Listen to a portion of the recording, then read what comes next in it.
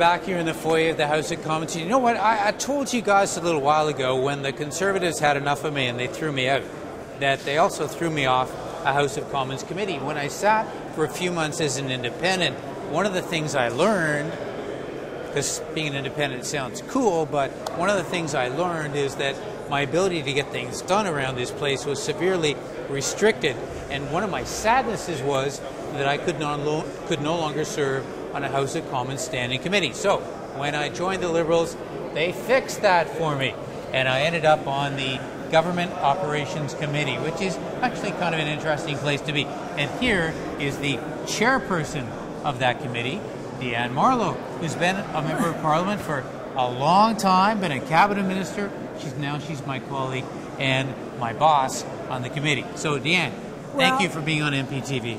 Well, thank you for having me. And I find it quite funny to be standing here with you because we were both elected in 1988. That's right. In the same election. Yeah. I sat on one side of the House and you sat on the other. We knew each other. We didn't speak that much. And then you came back and now you've joined us. Yeah. And I must say, I really appreciate your contribution on that committee. Oh, it's terrific. Well, thank you. I appreciate that. I get to argue with people, right? That's right. Yeah, I know. And her little pit bull. But I will tell you, he does his homework and he knows his stuff. And so when he asks questions, people stop, listen. They don't always answer, mind you. But that's the kind of committee we've got to have, where people aren't afraid to ask the tough questions. Yep. Well, let's talk about one issue that we've been on to a little bit this fall. Actually, a couple, but one is the Government of Canada has hatched a plan to sell a bunch of buildings. Yes. Because the government owns like more than 300 buildings. They're worth billions of dollars. And the government wants to sell a bunch because they've actually let them run down so much in terms of repair that many of these buildings, including the ones we're here in Ottawa, are in pretty bad shape. So the government hatched a plan to sell 9 of these as a bit of a trial, right? And do you want to describe for people sort of the process we've been using to try and get at this deal? Well, what we've tried to do was to find out what kind of studies they had which propelled them into this sale. But of course, they tell us it's commercial confidences. So we've had a number of witnesses come before us to try to explain to us why it's such a good deal for the Government of Canada to sell a building they already own, to then lease it for 25 years, and then what? I mean, is it really that much better for us to have a great big rent to pay? And then they told us that, well, you know, we've let our buildings run down, and in some cases that's quite true. But we also know that we have some leases on some buildings now, and those aren't in very good shape. So we don't know what kind of lease they're going to sign.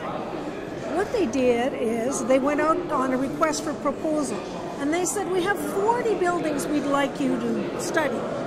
2 different banks got the contract to study this. The 2 banks came back and recommended that they sell 9 of the 40 buildings.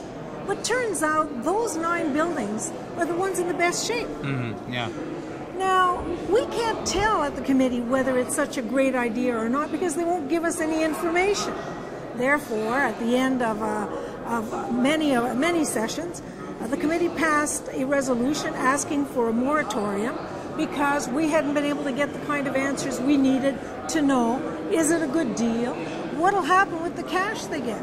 I mean, is it just going to help them prop up their bottom line for next year, about $1.5 billion? Nobody could give us an answer. And Dan, one of the interesting things is we tried hard to get the information, but we didn't get it because the government entered an agreement of confidentiality with the banks to sell the buildings, and we felt that as parliamentarians, you know what, we represent you guys.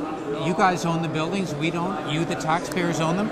And we thought that, you know what, if there's a confidential issue here, it's got to be between the government and the taxpayers. And I guess that's what I found so frustrating. We had ministers appear and officials appear, and they all said, we can't tell you because you may tell somebody else. And that's pretty lame excuse, isn't it? It was strange because we also went in camera, and in camera means that there is no recording, no press, and really you're bound to secrecy with what you hear. We had the minister before us, and he didn't give us any answers at all. My feeling was that they're just afraid of giving us any numbers. Or maybe they don't know themselves. That could be the case. So now that the committee passed a motion to have a moratorium on this sale, I mean, does that stop this or delay it, or are these guys going to continue to go ahead?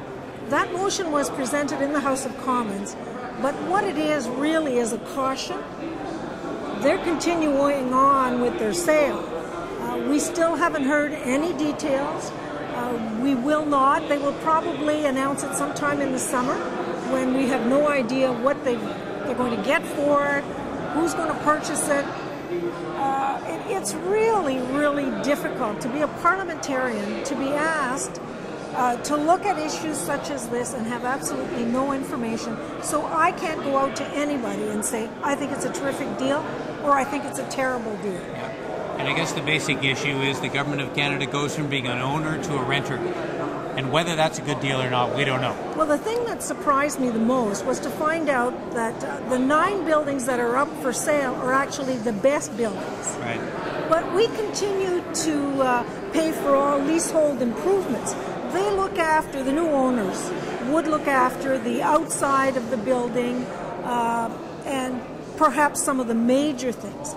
But when questioned, Public Works said, well, the people who buy these 9 buildings will have to spend about $80 million over the next 10 years. Well, that's a very low sum. When you consider the size of some of these buildings, where they're located, these are fully rented. This is a good deal, I think, for someone to purchase, but it's not necessarily a good deal for taxpayers. Well, thank you, Diane. I appreciate that. And by the way, folks, if you want a great used government building, give Diane a call. She's got a few. Thanks for being on the show. Thanks, Garth. And thanks for watching MPtv.